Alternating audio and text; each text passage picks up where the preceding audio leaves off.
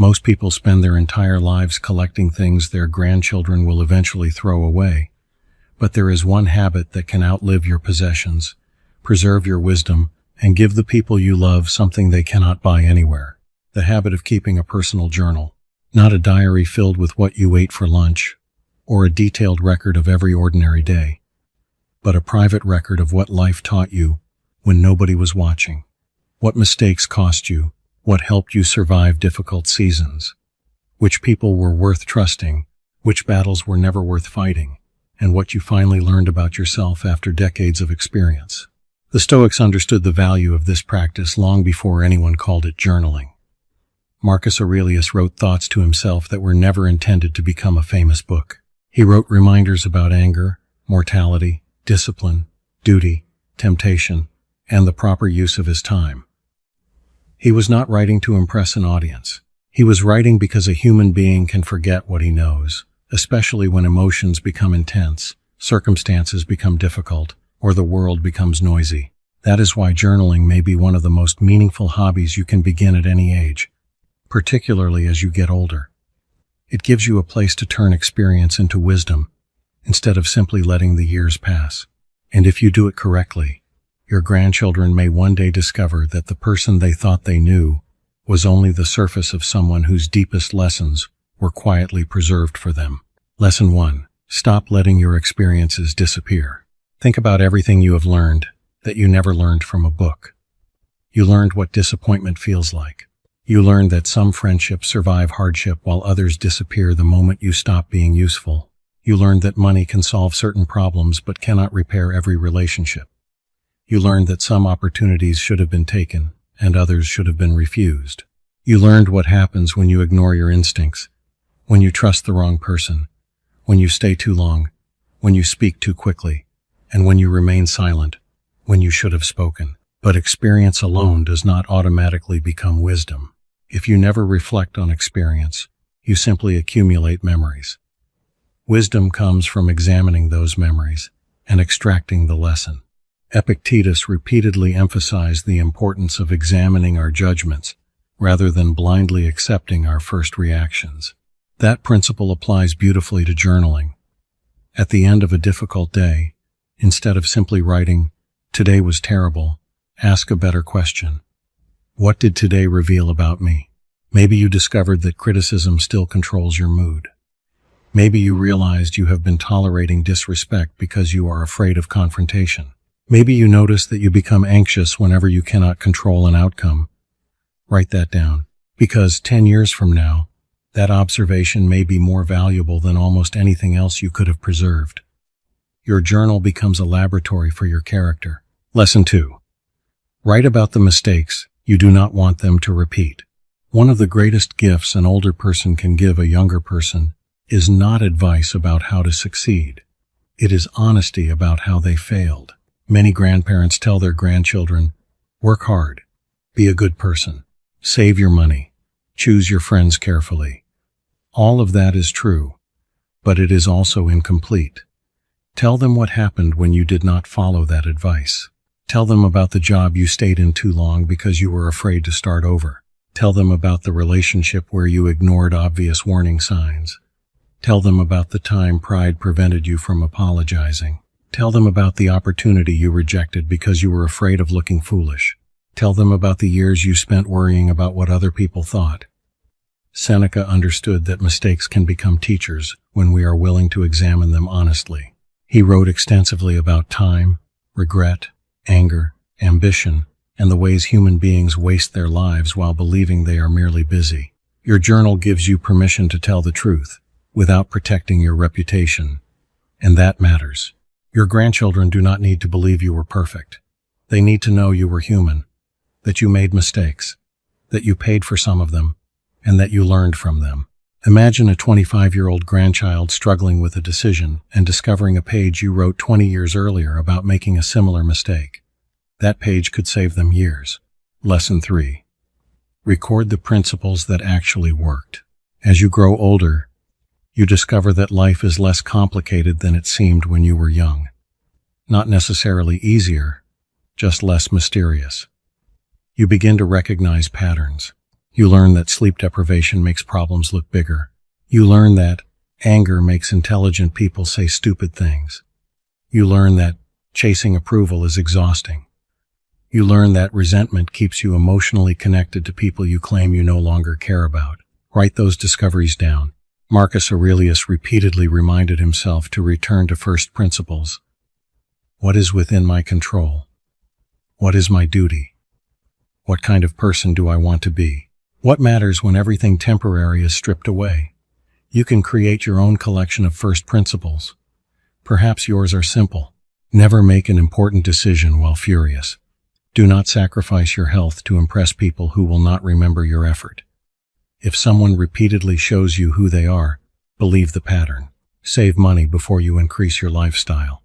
Do not confuse being needed with being loved. Say what needs to be said while there is still time to say it. Do not spend your remaining years trying to win arguments with people committed to misunderstanding you. These are not inspirational quotes. They are operating instructions. And over time, your journal can become a personal philosophy built from decades of evidence. Lesson 4. Use the journal to control your emotions before they control you. You do not need to become emotionless to become emotionally disciplined.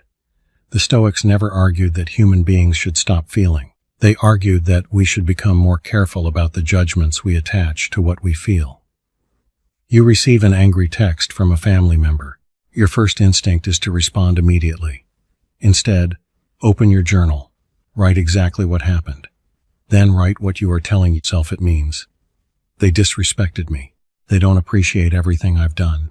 They always treat me this way. Then separate facts from interpretation. What was actually said?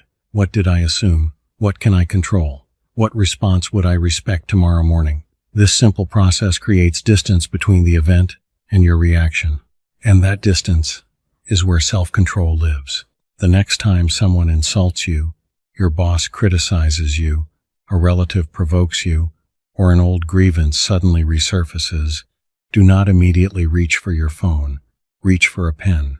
You may discover that the real victory is not proving someone wrong. It is refusing to surrender your peace to their behavior. Lesson 5. Keep a record of the people who made your life better. A Stoic journal should not become a book of complaints. It should also preserve gratitude. Marcus Aurelius began meditations by reflecting on what he learned from the people in his life. He remembered teachers, family members, mentors, and people who had demonstrated qualities he admired. You can do the same. Write about the people who shaped you, who taught you patience, who showed you courage, who helped you when you had nothing to offer them, who believed in you before you believed in yourself, who taught you what kindness looks like, and perhaps most importantly, who did you fail to appreciate while you had the chance? Write their names. Write what they did. Write what you wish you had told them. This becomes especially meaningful as the years pass because people disappear from our lives, sometimes gradually and sometimes without warning. Memories fade. Voices become harder to remember. Details disappear. Your journal can preserve them. And one day your grandchildren may read about a great-grandparent they never met, and suddenly understand that this person was not simply a name in a family tree. They were a human being, with fears, strengths, flaws, jokes, sacrifices, and dreams. You can give someone a relationship with a person who existed before they were born. That is a remarkable gift. Lesson 6. Write down what you believe about getting older. Modern culture spends enormous energy trying to convince people that aging is something to hide. The Stoics offered a different perspective. Aging is not an insult. It is evidence that you were given more time. Seneca wrote about the proper use of time because he understood something many people spend decades avoiding. The important question is not simply how long you live, but what you do with the time you have. Your journal should therefore include your thoughts about aging. What are you learning about slowing down? What matters less to you now than it did 20 years ago? What matters more? What do you wish you had worried about less? What do you wish you had started sooner? What are you no longer willing to tolerate? What does a good life look like now? These questions can transform retirement from a period of withdrawal into a period of deliberate living. You may no longer have the same physical strength, professional responsibilities, or social ambitions you had in your 30s. But you possess something you did not have then. Perspective. Do not waste it. Write it down. Lesson 7. Make your journal a place where you practice boundaries. One of the hardest lessons of maturity is realizing that being a good person does not require you to remain available to everyone. Epictetus drew a sharp distinction between what belongs to us and what does not. Your character belongs to you. Your choices belong to you. Your response belongs to you. Other people's opinions do not. Their approval does not. Their emotional reactions do not. Their willingness to understand you does not. Your journal can help you recognize where you have been giving away authority that belongs to you. Write down the situations that repeatedly disturb your peace. Then ask, why do I keep participating in this? Maybe you have a family member who constantly criticizes you. Maybe a friend only contacts you when they need something. Maybe an adult child expects you to solve every problem. Maybe you have spent years saying yes, because saying no makes you uncomfortable. Do not use Stoicism as an excuse to become cold. Use it to become clear. A boundary is not punishment. Sometimes it is simply a decision about where you will and will not place your time. Write the boundary down, then practice it. Your grandchildren may learn more from watching you calmly protect your dignity than from hearing 100 speeches about self-respect. Lesson 8. Leave them your questions, not just your answers. Here is where journaling becomes more powerful than simply writing advice. Do not fill every page with conclusions. Leave questions behind. Ask your future grandchildren, what kind of person do you want to be when nobody is watching? What are you willing to sacrifice for? What will you refuse to sacrifice? Who are the people you become around your closest friends? Are you building a life you actually want, or one that looks impressive from the outside? What would you do if you knew nobody would applaud you? What are you afraid of losing? And if you lost it, who would you still be?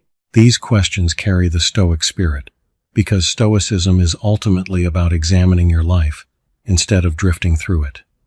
Your grandchildren may not agree with every answer you wrote. That is fine. You are not creating a manual they must obey. You are leaving them evidence that someone before them took the time to think seriously about how to live. That can be more valuable than certainty. Lesson 9. Turn the hobby into a small daily discipline. You do not need an expensive leather journal, a perfect writing desk, or an hour of uninterrupted silence. You need 10 minutes. That is all. Every morning, write 3 things. First, what is within my control today? Second, what could disturb my peace today? Third, what kind of person do I want to be when it happens? At night, ask 3 more questions. Where did I act well? Where did I lose control? What will I do differently tomorrow? That is enough. If you want to go deeper, once a week write 1 page about something life has taught you. Once a month, write a letter to your future grandchildren. You do not have to give them the letter now. You may not even know who they will be. Write anyway. Today I was 72 years old, and this is what I understand about fear. Today I thought about your great-grandmother, and this is what I wish I had understood when we were younger. Today I realized that I spent too many years worrying about money. Today I learned that forgiveness does not always mean allowing someone back into your life. Years from now, these ordinary pages may become extraordinary. Not because they are beautifully written, because they are real. Lesson 10. Remember what the journal is really for. The deepest purpose of this hobby is not actually your grandchildren. It is you. The journal gives you a place to meet yourself honestly. Every day, the modern world gives you another reason to look outward, another argument, another headline, another notification, another person demanding your attention, another problem you cannot solve. Journaling reverses that direction. For a few minutes, you stop reacting and start observing. You become both the person living the experience and the person examining it. That is profoundly Stoic. Marcus Aurelius had enormous responsibilities, yet he repeatedly returned to the same inner work.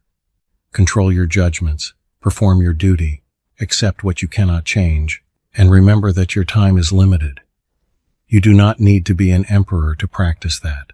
You can practice it while sitting at your kitchen table before breakfast, You can practice it after retirement. You can practice it after an argument. You can practice it when you are lonely. You can practice it when life is going well. And perhaps that is why this hobby becomes more valuable with age. A photograph preserves what you looked like. A journal can preserve what you understood. Your possessions tell your family what you owned. Your journal can tell them what you valued.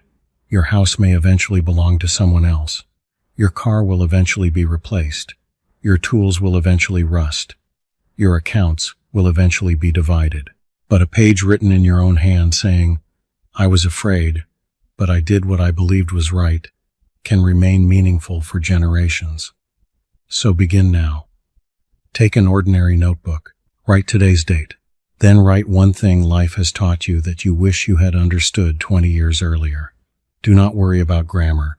Do not worry about making it profound. Tell the truth. Tomorrow, write another lesson. Then another. Over the years, you will create something that no store can sell and no algorithm can manufacture. A record of a human life becoming wiser. And someday, perhaps long after you have forgotten the notebook exists, a grandchild may open it. They may recognize your handwriting. They may read about a struggle you never discussed at the dinner table. They may discover that you were once afraid of the same things they are afraid of now. They may find a story about a decision that changed your life. They may read a sentence you wrote on a difficult morning decades earlier and realize that you understood something they desperately needed to hear. In that moment, you will have given them something far more valuable than an inheritance. You will have given them perspective. And that is the real lesson. We spend much of life trying to leave something behind, but the most important legacy is rarely what we manage to keep. It is what we manage to pass on. So, do not wait until you are old enough to think you have finally figured everything out. You never will. Start while you are still learning. Write down your failures while they are still fresh. Write down the people you love while they are still here. Write down the principles you are still struggling to live by. Write down what scares you, what strengthens you, what you regret, what you forgive, and what you refuse to become. Because your grandchildren will not need a perfect ancestor. They will need a human being who was willing to tell the truth. And perhaps the greatest gift you can leave them is not a story about how you conquered life. It is a record showing them that life challenged you, humbled you, changed you, and taught you, and that through all of it, you kept choosing what kind of person you would become. That is a legacy worth preserving. And it begins with one blank page.